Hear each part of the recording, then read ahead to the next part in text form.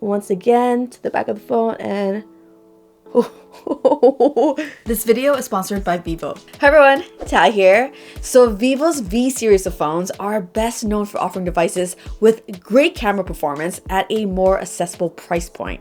Today, we're taking a look at two brand new devices from them, the V27 and V27 Pro. So I have the Pro version in what they're calling the magic blue colorway, and the regular V27 I have here is in the color emerald green. What's neat about both these colors is that they feature an interesting color changing effect. These will literally change colors when the back of the phone is exposed to sunlight. So I have this UV light here to give you an idea of what I am talking about. It's turning to a dark blue, a dark ocean blue. What? That's insane. Once again to the back of the phone and oh my gosh, that's so neat. Boom. That's really cool. The color change is temporary, so once you're out of the sun, it will change back to its original color. You can kind of see that it's starting to change back. Both phones are also available in a more subtle noble black color if that's, more your style.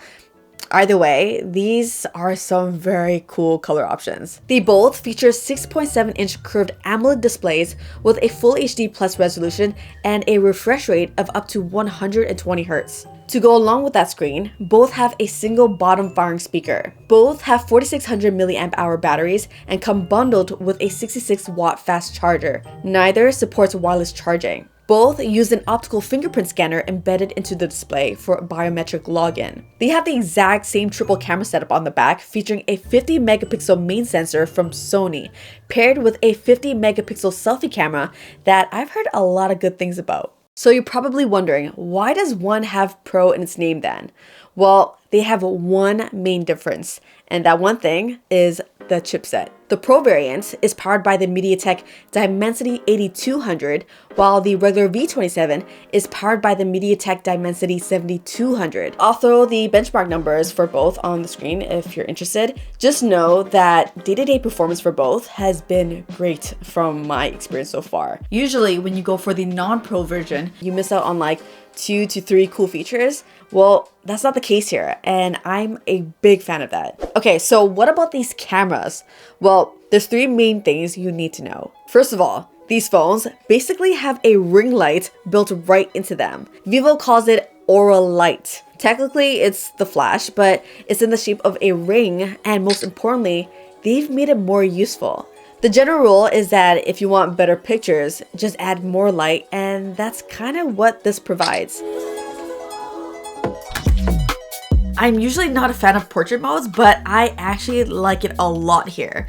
These phones already do an amazing job during the day. I mean, just look at some of the portrait samples I was able to capture. Thanks to the combination of the Aura Light, the custom Sony sensor, and Vivo's portrait algorithm, you can actually take great looking portraits at night too now. You can even use the Aura Light when shooting video, which drastically improves low light footage.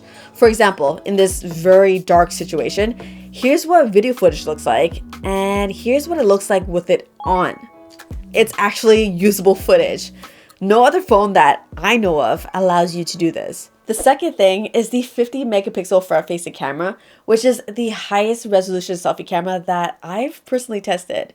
Here, you know what? Let's do a quick test. I'm gonna snap a regular selfie.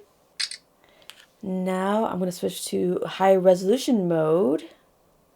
So they look relatively similar on a phone screen, but if you zoom in, the extra detail is pretty obvious on the higher resolution shot.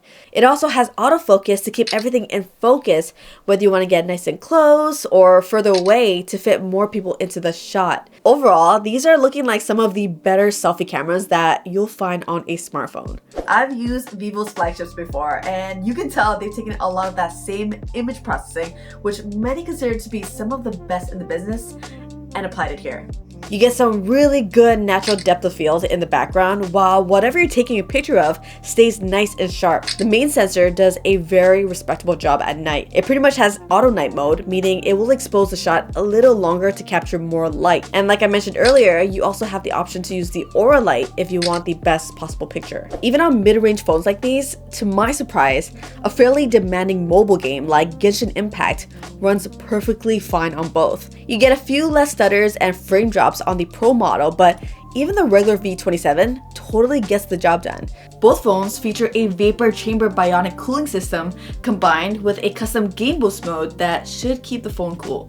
It seems to be doing a good job because even after 30 minutes of Genshin on high settings, both phones had surface temps that were just slightly warmer. The Pro model does stay cooler and is a little more battery efficient while gaming, so that's the one I lean towards if you're a gamer. Taking a closer look at the software, out of the box, these phones run Android 13 with Vivo's FunTouch skin on top. It has a simple, clean aesthetic to it with some extra features to make it stand out a bit.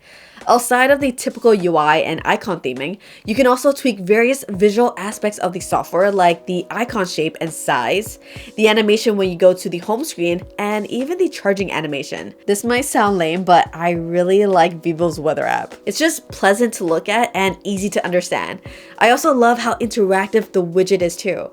You can scroll through the weather for the day or swipe up and see a 14-day forecast. I wish it was resizable so I can make it bigger, but honestly, good job to whoever designed this. Now, some of the more functional software features that I personally appreciate after spending some time with these phones include a 3-finger swipe downwards to quickly take a screenshot. On a lot of phones, you need to hit one of the volume buttons and power button at the exact same time to take a screenshot. I've never been a fan of that. This is just way easier. To run an app in split screen, you do a 3-finger swipe upwards, select your second app, and bam! You're running 2 apps at the same time. Another feature I really like is the ability to customize a shortcut of your choice to the volume down button.